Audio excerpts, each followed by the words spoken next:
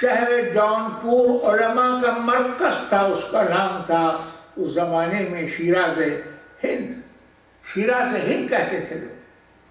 سلطان حسین شرقی اور ان کے بعد دور دور سے سارے عالم اسلام سے علماء کو بلاتے تھے اور جونپور میں ان کو ساری سہولتیں دے کے رکھتے تھے۔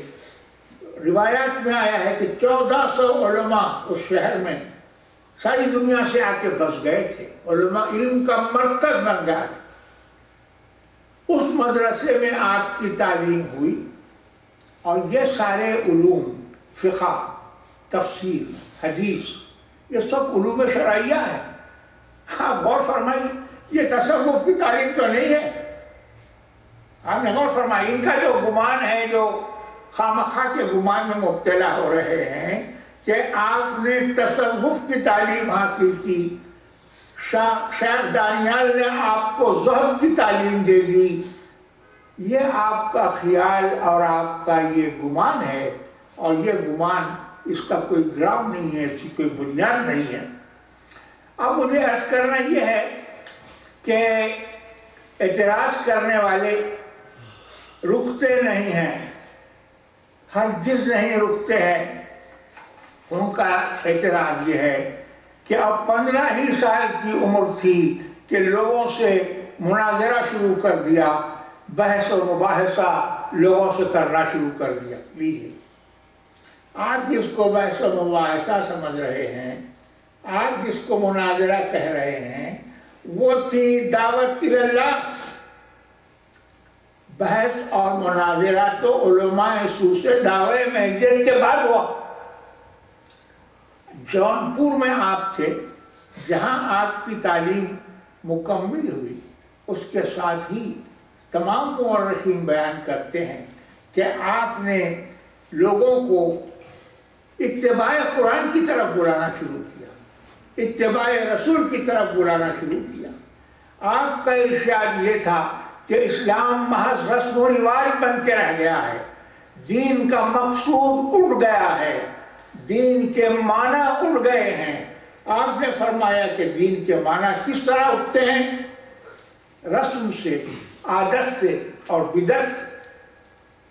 غیر اسلامی رسوم مسلمانوں میں رواج پا گئے تھے، شادی بیاہ کے رسوم، بیجا رسوم جن کا اسلام سے کوئی تعلق نہیں، عادتیں، خبیث عادتیں، شریعت کے خلاف عادتیں، آپ نے اس کے خلاف جہاد۔ بدعتیں پھیل گئی تھیں، آپ نے ان بدعتوں کا خاتمہ فرمایا۔ آپ نے نومری میں بیان شروع کیا تو مخلوق خدا ٹوٹ پڑتی تھی۔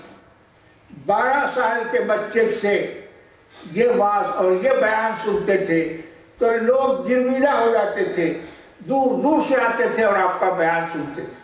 سینکڑوں ہزاروں نے اسلام قبول کیا۔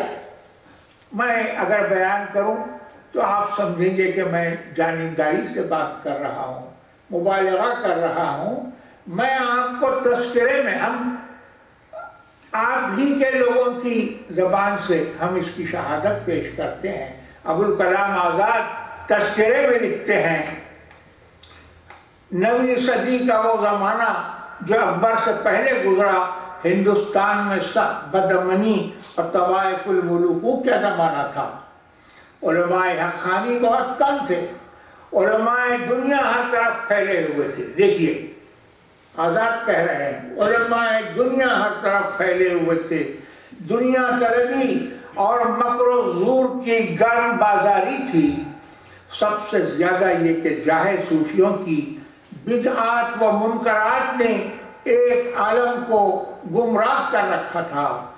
یہ حال دیکھ کر سید موصوف نے، سید موصوف سے مراد کیا ہے؟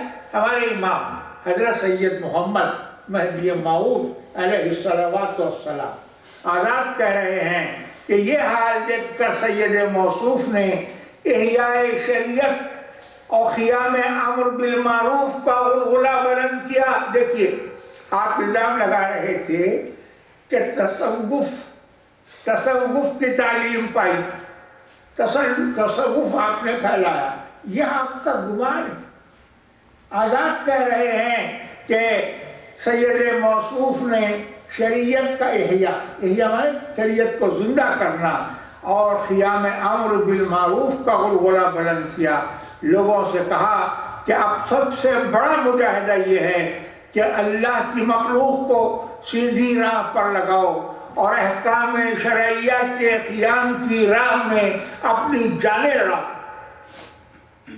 آزاد تو کہہ رہے ہیں کہ ہمارے امام نے شریعت کو قائم کرنے کی اتنی کوشش کی اپنے بیان قرآن کے ذریعے۔ اب وہ کہتے ہیں، ان کے تاثرات ملاحظہ فرمائیے، ایک ہے تعصب، ایک ہے بے تعصبی۔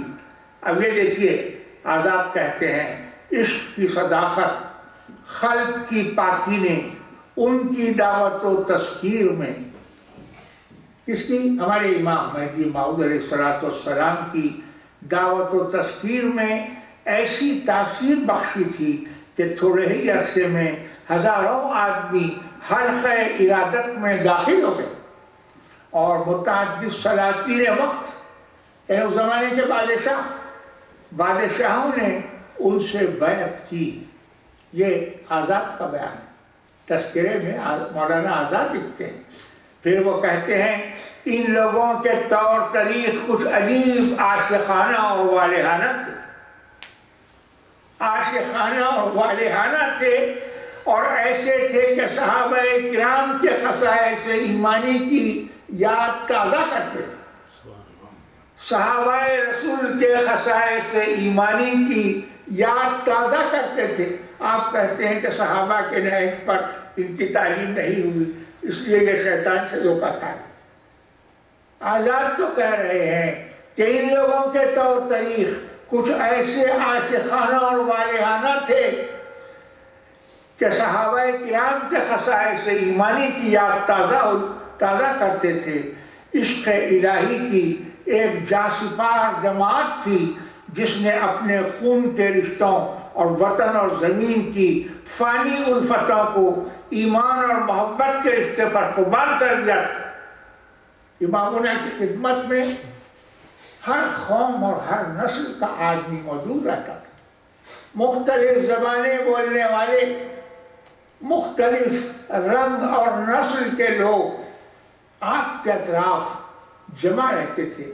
اسی کو آزاد بیان کر رہے ہیں کہ عشق الہی کی ایک جاسپار جماعت تھی جس نے اپنے خون کے رشتوں کو، وطن اور زمین کی فانی محبتوں کو ایمان اور محبت کے رشتے پر قربان کر دیا تھا، اور سب کچھ چھوڑ چھاڑ کر راہ حق میں ایک دوسرے کے رفیق بن گئے تھے۔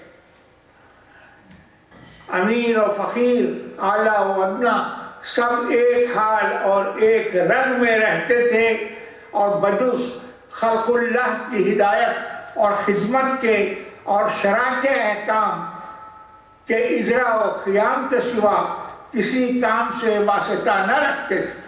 یہ ہے ابوالکلام آزاد کی شہادت، یہ ہے ایویڈنس۔ آپ نے غور فرمایا، آپ کہتے ہیں کہ صوفیانہ تعلیم پائی اس لیے شیطان کے دھوکے میں آ گئے، مگر آزاد تو یہ کہہ رہے ہیں شریعت کا احیاء، شریعت کا قیام آپ کا مشن تھا۔